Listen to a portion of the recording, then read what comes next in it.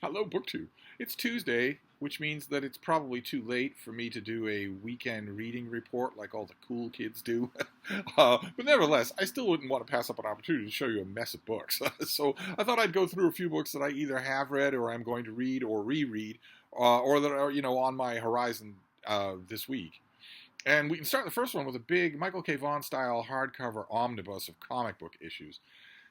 I don't usually go in for these because they are not very comfortable to read. I tend to get them, page through them once, and then they sit on my shelf because when it comes time for me to want to read those issues again, I either want a smaller paperback reprint that's easier to read, sitting back on pillows in bed, or a digital edition. The two things I almost never go to are my original copies of the staple-bound paperback floppy issues from the newsstand, which I almost always have, or those big hardcover omnibuses. So I'm looking in that direction because there's a whole shelf of them over there in the hutch in this room. But this one is tempting, very tempting, mainly because it's Marvel, and Marvel tends to put some care into these omnibus editions that they make. There are some things in here that is a good combination. It's a weird period. It's an omnibus edition of the XMen. This is the cover. That is actually the cover of XMen number 200. It's a John Romita Jr. cover. I got this on the newsstand. I have all of these issues. I think this goes from issue number 190 to 204 or 5, something like that. So it includes the extra large 200th anniversary issue of the X-Men that confused me at the time when I found this at my LCS, my local comic shop, and I thought that guy in the middle is Magneto. Despite the don't let the disco costume fool you. That's Magneto, and I thought, yeah, it's a little bit odd that you would put metal manacles on Magneto. That's you're not expecting that to work, are you? Also, one of the points that gradually grew up over time is that Magneto's helmet protects him from telepaths, specifically his old friend Charles Xavier. So a Magneto who's wearing a disco costume and not wearing his helmet. Anyway, this was a trial of Magneto, and the cover shows a classic lineup of X-Men fighting Fenris, a brother and sister team who, when they are together, can summon energy powers. I don't remember off the top of my head from either these comics issues or the official handbook of the Marvel Universe, the deluxe edition, whether or not the Fenris siblings can summon that energy individually. But they're a neat idea, and these issues have neat ideas in them. There are some lots and lots of fill-in issues. It's not JR all throughout. For instance, Barry Windsor Smith reprises. He did a standalone issue called Wish Song, I think, or something like that. It's gone out of my mind, but he did beautiful artwork for an issue. Really, the original, the issue that he did of that, a romance between a mutant named Forge and Storm of the X-Men, didn't need any dialogue. You could have printed it without a word on it. And the sequel is in here, and it's also equally just gorgeously drawn. And also, if I remember correctly, this omnibus has a two-part story drawn by the great Art Adams, in which the New Mutants, a sort of junior team to the X-Men at the time, go to Asgard, the home of the Norse gods. And that has been reprinted many, many times. It's had a book of its own, a paperback of its own. Fans loved it right away. I loved it right away. I have the individual issues, but having it in a big hardcover omnibus would be very attractive. I don't know. This is the least defensible thing on my list because I wasn't blown away by these issues. It wasn't like, for instance, Marvel Comics' run on the Invaders, where I spent 30 years wishing that it would be reprinted, and then it finally was. I wasn't bowled over and in love with these issues when they were coming out, except for those two annuals about mutants in Asgard. But this probably has lots of other stuff in it that I'm not all that familiar with and maybe might enjoy. I have the individual issues of almost everything that's in here, and I think I have the digital issues as well. But I might do it. I don't know. These will eventually show up in an Epic collection, but which are easier to read. They're paperback reprints. I might do it anyway. Then we have this next one is from a smaller publisher. This is by Edward Gross, and it's called Voices from Krypton. It's a bird. It's a plane. It's all the major actors playing Superman. You have Christopher Reeve there in the middle, holding up all these pictures. You've got Henry Cavill with his famously receding hairline. You've got Brendan Routh, rhymes with mouth, short for nicknamed by his friends BJ, who auditioned for the role of Superman with Bryan Singer. and got the part. And you have Tom Welling, who is wearing a shirt over his costume because he was the star for 7 years on Smallville, and the presiding rule on Smallville was no flights, no tights. This is a story of the young man who will become Superman, but there won't be Superman in this comic. In this show. That doesn't change until the very last minute of the very last episode. And you have George Reeves, my Superman. And this is basically, what I gather, it's an oral history of the people who've played Superman over the time. No idea who else will be involved. This is just, a shorthand. There are other people you could have here. Specifically, I'm thinking of Kirk Alyn, the first person to play Superman on the screen, who gave many interviews. And, so he's not alive anymore. I don't think he is. I don't think he's alive anymore. But you would certainly be able to find plenty of interviews and use them in here. A lot of them appeared in Starlog, for instance, I think. But anyway, I have lots of other books like this. There are retrospectives like this for Superman going. They're paperbacks, they've been hardcovers. I have lots of them, and I never tire of reading about what it was like for these characters. You'll get all of the famous anecdotes, and probably a lot of the famous impressions. It's tough for these actors to give interviews without leaving you with impressions that are remarkably consistent from fan to fan, some of which these actors don't want you to have. So, like, for instance, it is almost impossible to read more than 2 or 3 interviews with Tom Welling without walking away thinking that he is a Chernobyl-level radioactive a-hole. Likewise, you will like Brandon Routh, and you will be a little nonplussed why he didn't just continue to be Superman. Henry Cavill is also genuinely likable, but you won't believe, when you read interviews with him, he likes to strike the note of being the sort of geek who hits the weights, a geek who's really gorgeous and who manages to be in geeky products, but you won't quite believe it. You won't quite believe that this isn't just a job to him. And of course, the impression that you'll get, Christopher Reeve really does give the impression of being a super smart, basically saintly figure. George Reeves, though, the most interesting of them all, the only adult in the room. And I'm sure that will come up in this book, the famous anecdote where a lunatic pulled a gun on him because he wanted to see, not because he wanted to kill George Reeves, but because he wanted to see bullets bounce off Superman. The gun jammed, or Reeves would have died. But anyway, I'm looking forward to this. I don't know what kind of a job will be done with it. Then we have a new volume of Royal History, Royal Biography. This is Henry III by David Carpenter. I've already talked about this book, and we've seen it on this channel. We saw the first volume.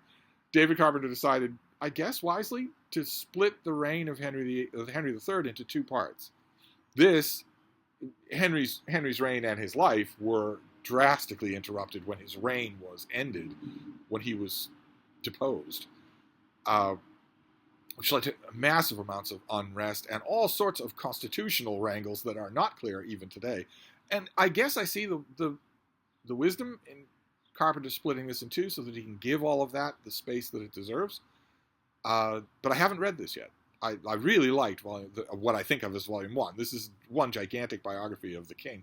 The first time, if I remember correctly, the first time ever that, I think this is Yale, the first time ever that one of their ongoing series of royal biographies was split into 2 parts. I don't think that has ever happened before. Not even for Queen Victoria. But anyway, then we'll move on to a precursor for June on the Range, a booktube event that is hotly anticipated. Coming up in June, we will be reading Westerns. And June on the Range was introduced by Michael K. Vaughan last year and took off. Everybody loved it. Everybody had a blast. I did too. I absolutely had a blast. And more than any other booktube event, it is the one that comes up in emails to me where people say, this, that, and the other thing, talking about tech or cute dogs or whatever, and also can't wait for June on the Range. That is wonderful. That's when you know it's real. And there's a new book coming out. It's called Hex Stand by John Deacon, who is a Western author I have not read. I've not read a lot of them. There are millions of Western authors. I think the premise here is that the main character is running from a war band of Indians, and he finds a bolt hole of refuge, but it looks like it's already full of people who are looking to make a last stand of a completely different kind. And so the title refers to, what is this character going to do? Because he is, of course, the inciting incident in two different plot lines. We shall see. It's just got a buffalo on the cover. That's all, just standing there. So a male buffalo bull just standing there. No man, no horse, no gunpower, no gunplay, no nothing like that. I don't know why, but I kind of like it. But I'm not picky about westerns for June on the Range. I'm going to read even more westerns this June than I read last June, and I read a lot last June. Then we have a romance. This is Lorraine Heath, who I love. I totally upstanding credit in the Bank of Steve. This is her new book, The Notorious Lord Knightley. And there's our couple. He has his shirt entirely unbuttoned, but they are sitting on the couch in a library, and she has a book open. And in this case, that is tangentially connected to the plot, because he done her wrong. Lord Knightley done our main character wrong, and she decided to take revenge by writing a tell-all book about Lord Kay and his horrible, horrible character and misadventures. And it's become the toast of London. That book is on everyone's nightstand. Everyone's talking about it, and everyone's wondering who Lord Kay is. And a lot of people are guessing that it's Lord Knightley. And he's not happy about that at all. He's not happy about having his name tarnished by the woman that, as the novel commences, it quickly becomes obvious he still loves, and she loves him. So what will happen?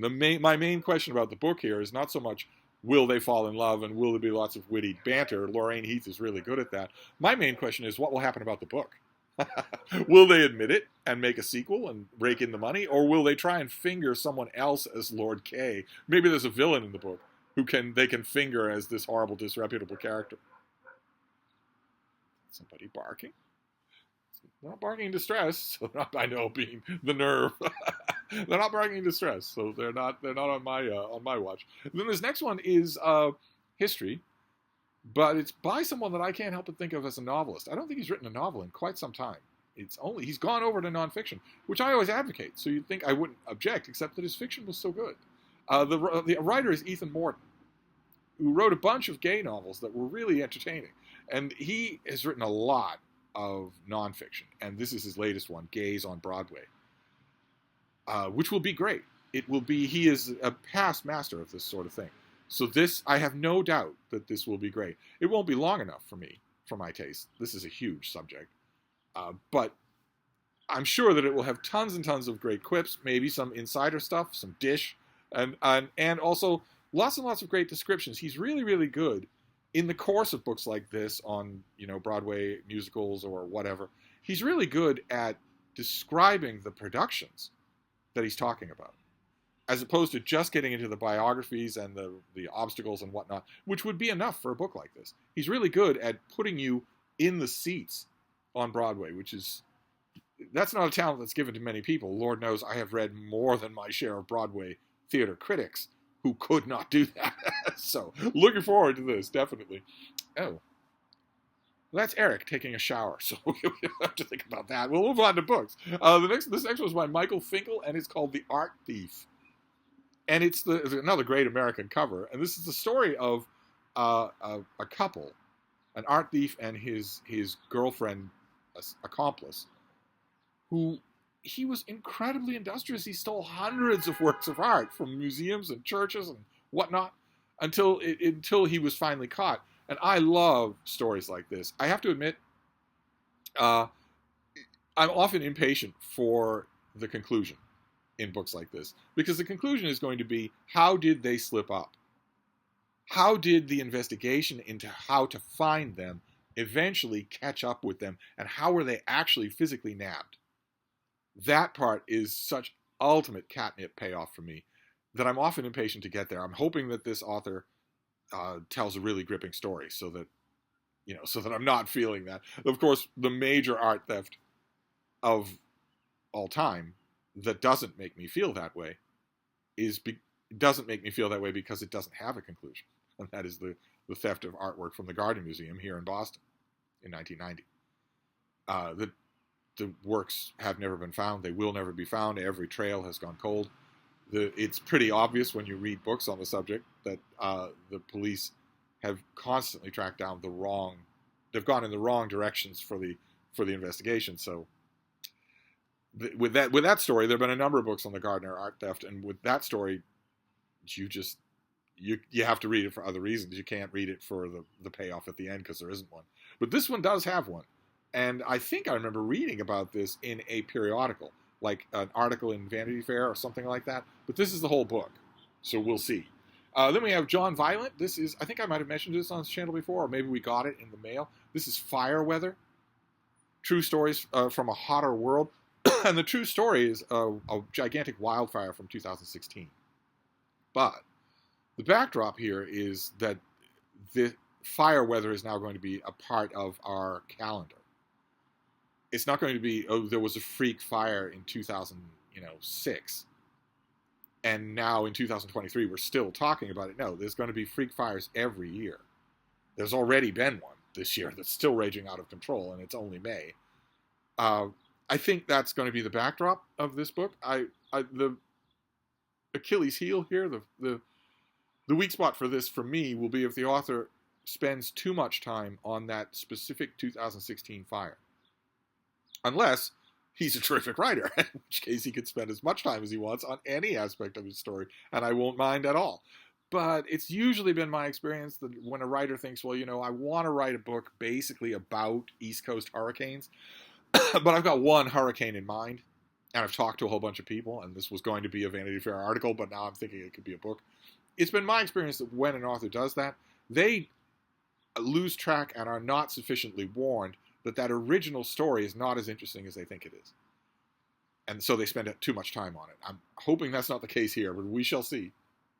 Then we have a self-published thing that I think was recommended to me by Kindle Unlimited. This is by Megan Durr.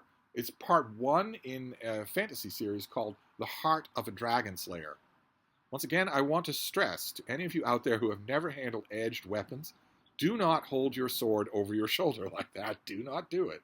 I know it looks cool, but that sword, this is a fantasy cover, but in real life, that sword will weigh 30 pounds.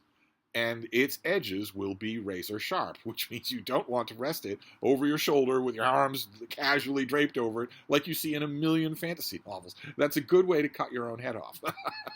But in this case, maybe he's just hot enough so he doesn't have to worry about it. But this is the story, I think, if I remember correctly, this is the story of Farm Boy Makes Good, standard fantasy premise where he's the younger son of a younger son. He's not expected for any greatness. He's living a relatively contented life. He dreams of seeing the stars or having adventures. And then he's sold into marriage. But the recipients of him, his desired matrimonial recipients, they aren't really interested. They have plans of their own. And so I think early on in this fantasy, he is going to be thrown to the winds of his own fate. And I guess in this realm, there is a thing called a Dragon Slayer, and maybe he is destined to do that. I'm pretty sure that I got this for free. So it's fantasy. It's self-published, which I like to support. So we will see. I'll know, of course, in the first 10 pages, if it has that particular crackle, that particular electricity that we all look for in a book. Self-published, traditionally published, new, old, doesn't matter. We're looking for that crackle. Who knows how many of these books will have it, if any of them do.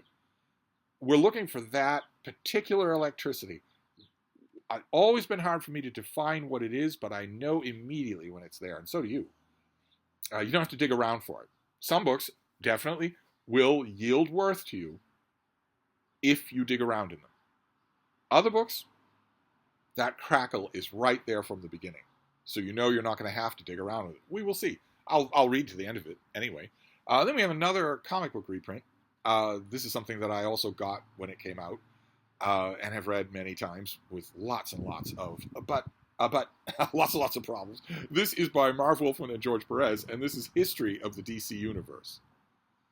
And this was done in the wake of, originally meant, I think, to be part of, a comic book series called Crisis on Infinite Earths, where DC decided to wipe its continuity clean and have just one storyline, one concerted history of their superheroes in that superhero world.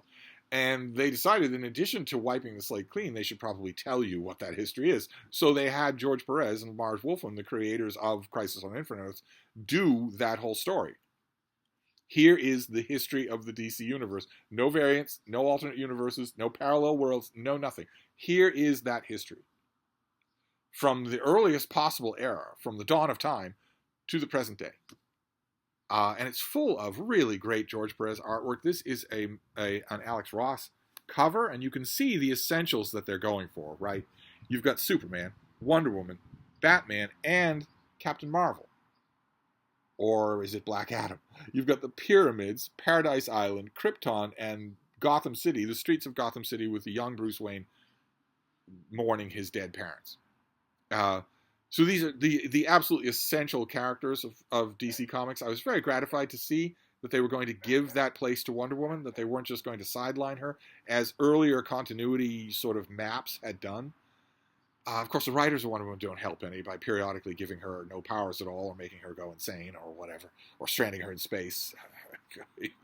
Don't get me started on Wonder Woman. But this has everything. This takes you through the Paleolithic era, the rise and fall of DC's version of Atlantis, all the way to the new age of heroes. Aquaman, Green Lantern, Hal Jordan, Green Lantern, the Martian Manhunter, the Flash, Barry Allen, the Flash, Superman, Wonder Woman, Batman, and super teams. It was in the history of the DC universe that fans, for instance, got to see the lineup of the new Justice League before the first issue of that Justice League came out. And that was thrilling. I remember looking at that page and thinking, oh my God, so who's that? And what's this? And wow, that's fascinating. Dr. Fate is going to be on the Justice League? Wow. And believe it or not, it was thrilling at the time, even though all of my instincts were screaming that this shouldn't be done. You shouldn't do this with your characters. Nevertheless, I haven't read this in a long time, and I'm kind of curious to know what this reprint will look like.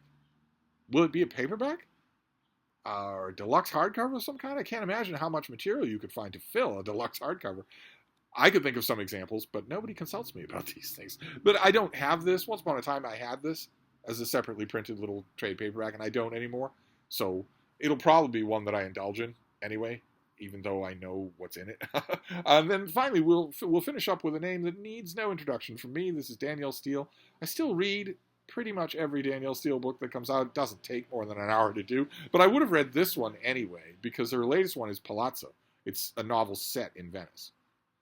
And for those of you who are new to my channel, I love Venice. I used to live there, and I miss it.